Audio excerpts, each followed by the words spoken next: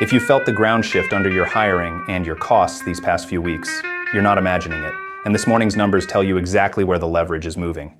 I'm Drew. This is Main Street Operator. It's Monday, 6/1. 3 stories that change how you run your shop this week. First, the labor market. The newest NFIB jobs report shows the Main Street labor market weakened in May, and the detail underneath the headline is the part you can use. 34% of small business owners reported job openings they could not fill, the highest reading since 6 of last year. And of the owners who were hiring or trying to hire, 87% said they got few or no qualified applicants.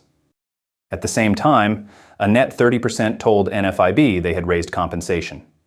Put those together and here is the real picture. You are paying more and still not finding people. That is not a recruiting problem. You can hire your way out of this quarter, so stop trying to. The move this week is defensive.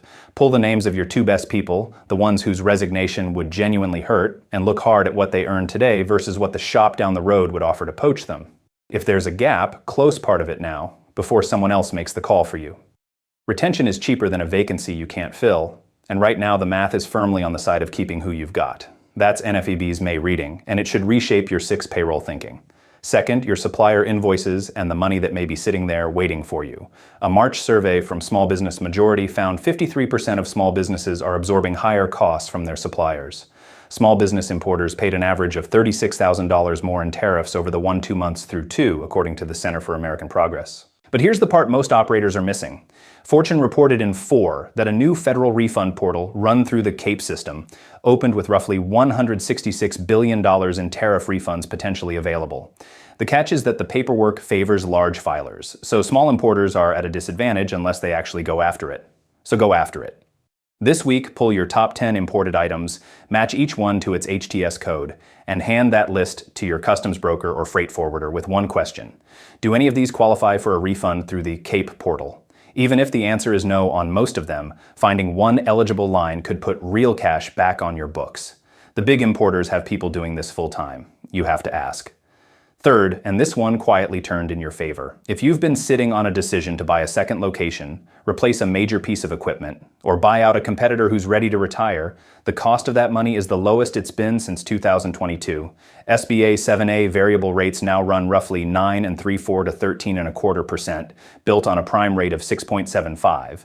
And they've held steady since the Federal Reserve's last cut in December, according to the May rate trackers from NerdWallet and Lendio. Now, the financial press frames this as credit conditions easing. For you, it means something more concrete. The deal you penciled out 18 months ago and shelved because the financing looked ugly might pencil differently today. Rates aren't going to zero, and waiting for that has cost operators real opportunities. The action this week is small and tells you a lot. Get one SBA 7A pre-qualification from your existing bank or an SBA preferred lender just to see your actual number on paper. Not a commitment, just information.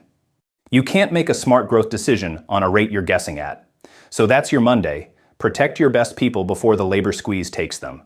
Chase the tariff refund the big guys are already chasing, and find out what borrowing actually costs you right now.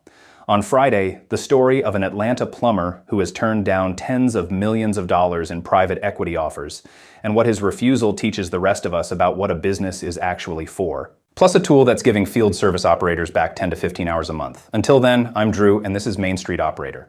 Get to work.